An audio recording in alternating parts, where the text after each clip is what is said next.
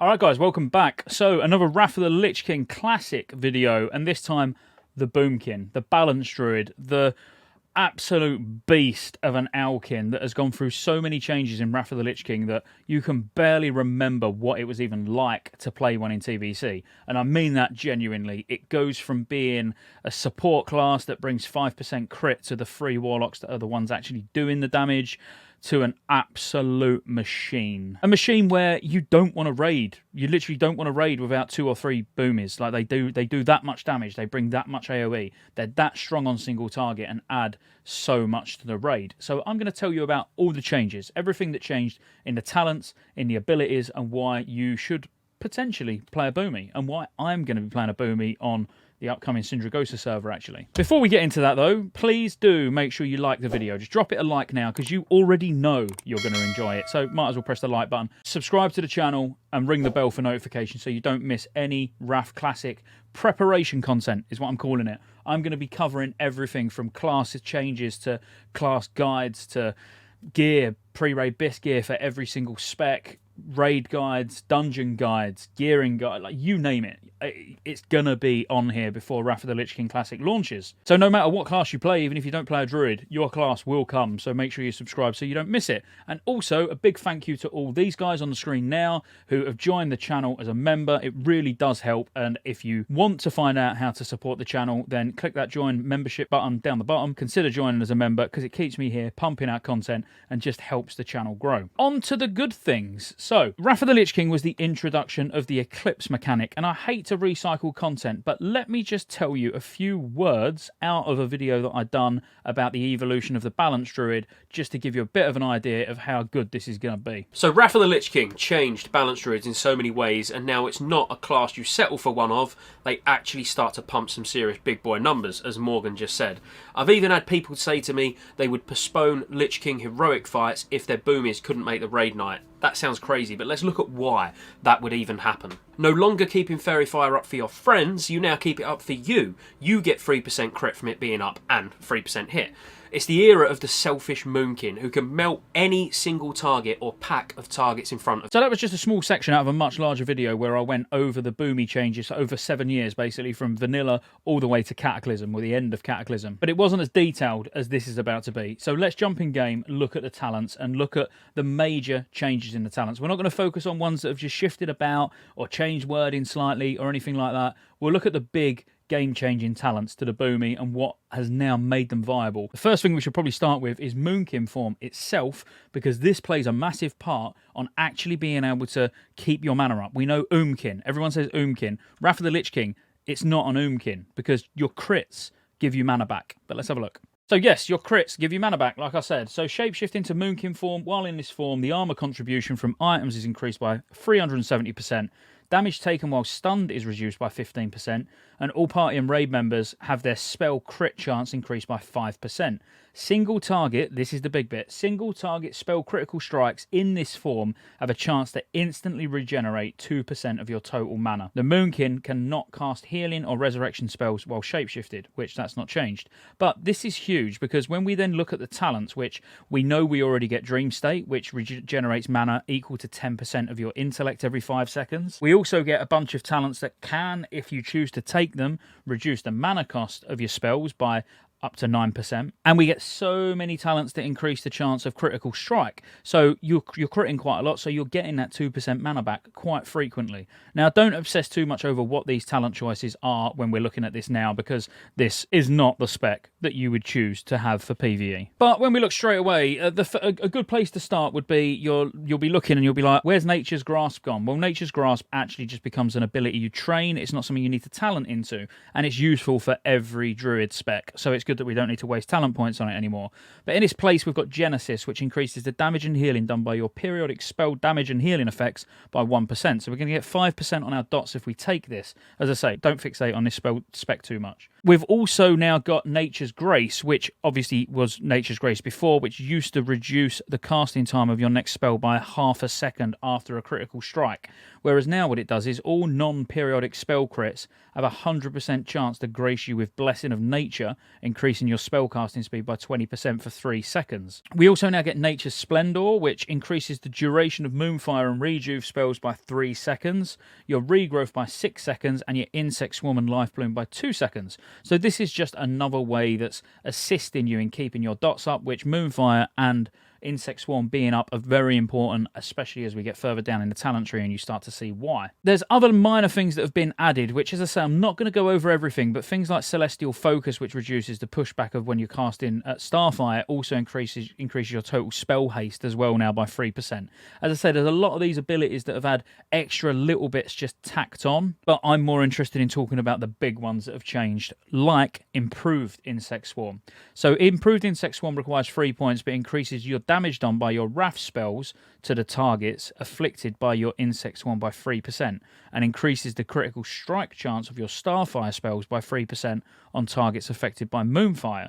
So the reason this is important is because this operates really well alongside your Eclipse mechanic, which we will get to shortly. We've also now got Improved Moonkin form, which your Moonkin aura also causes affected targets to get 3% haste. So you're now actually bringing 5% crit and 3% haste, and 30% of your spirit as additional spell power.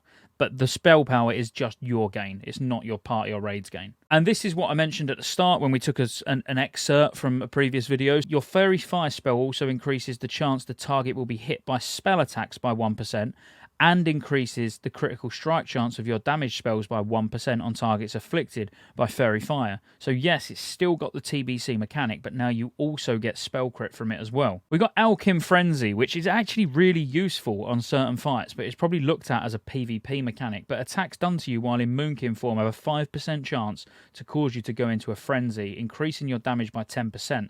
Causes you to be immune to pushback while casting balance spells, and restores 2% base mana every 2 seconds. Then making our way further down, Eclipse. I've already mentioned Eclipse, but when you critically hit with Starfire, you've got a 100% chance of increasing the damage done by your Wrath, and when you critically hit with Wrath, you have a 60% chance of increasing the critical strike chance of your Starfire.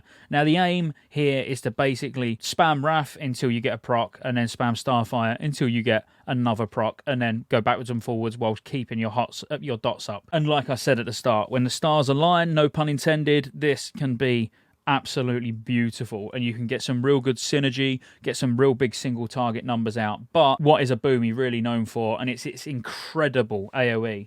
So Gale Winds increases the damage done by your Hurricane and Typhoon by 30%, and increases the range of Cyclone, which we're not too bothered about Cyclone at the moment.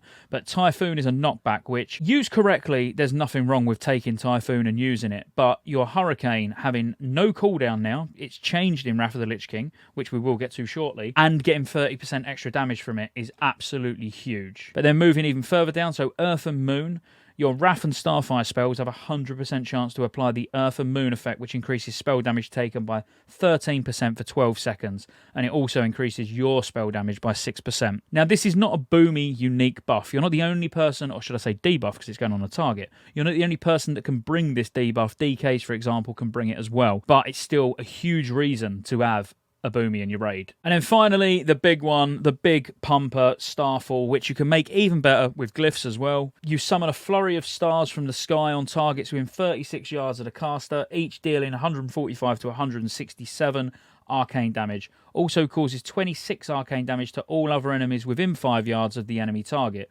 Maximum 20 stars, last 10 seconds. Now, you can shrink the range and increase the damage with a glyph, which you probably will do. It will just require you to position better, but it also reduces the chance of you ninja pulling, because it does literally try and attack anything within 36 yards. And the amount of boomies out there in WOTLK Classic when it comes out that will be ninja pulling with Starfall is going to be cringe-worthingly bad. Is that even a word? But Starfall and Hurricane in on the same pack is just nuts. The AOE is mental, and it's only a 1.5 minute cooldown, so you can use it quite frequently. Really a big pumping ability. We're going to have to just dip into the resto tree just for a second, just to see what resto talents you're going to want as a Balance Druid, because you are going to want to go down for a few tiers, obviously. This is a good time to tell you that the other reason you're not going to have mana issues is because you will take Omen of Clarity, and Omen of Clarity now procs off of spells as well.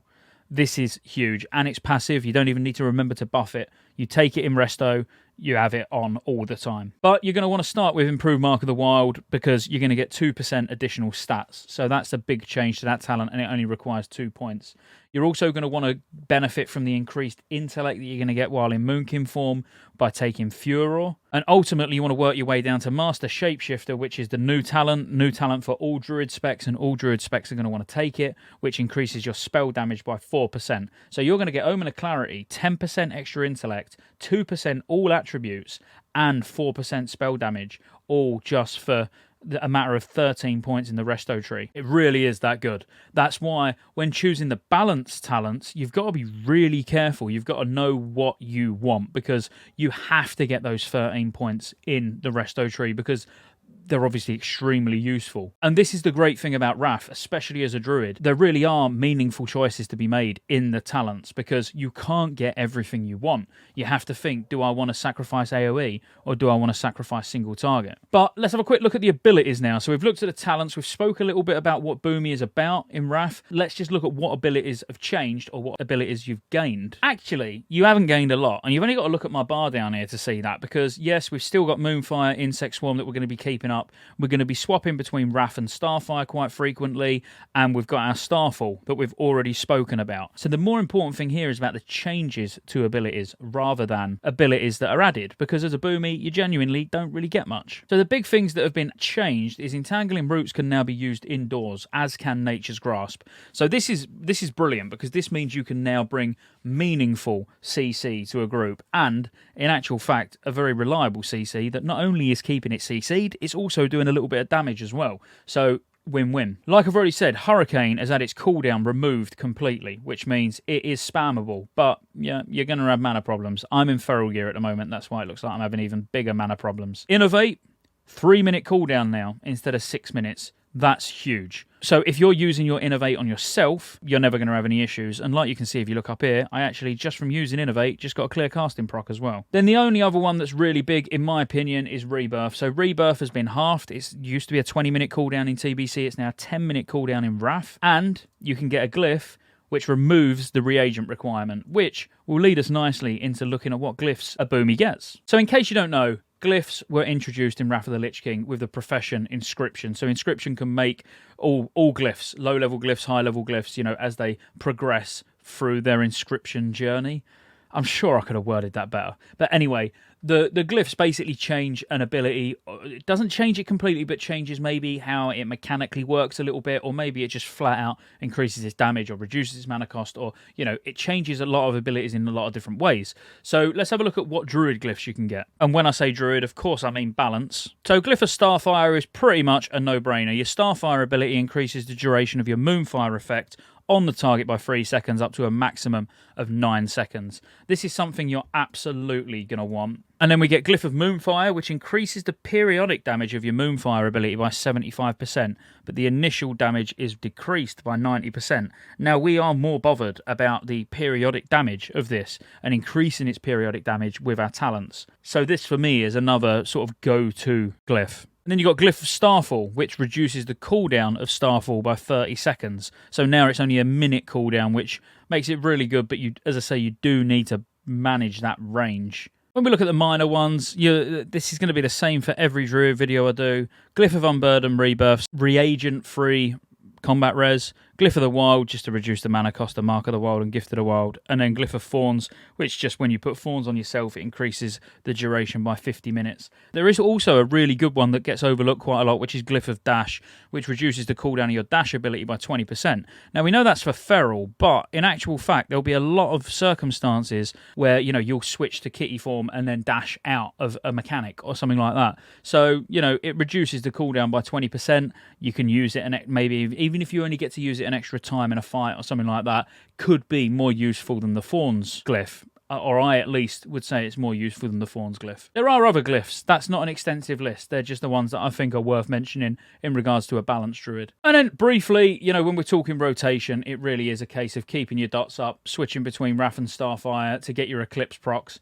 Use Starfall on big AoE packs, Hurricane AoE packs. You know, it's not really that complicated. It's nowhere near as complicated as when we're talking about the Feral DPS Druid. But look, if you found any of this whatsoever useful and you stayed until the end, then thank you very much for watching. As I said at the start, please do consider either joining the channel as a member or just subscribing to the channel. Subscribing to the channel is absolutely free. And obviously drop a like on the video. And I'll see you on the next one.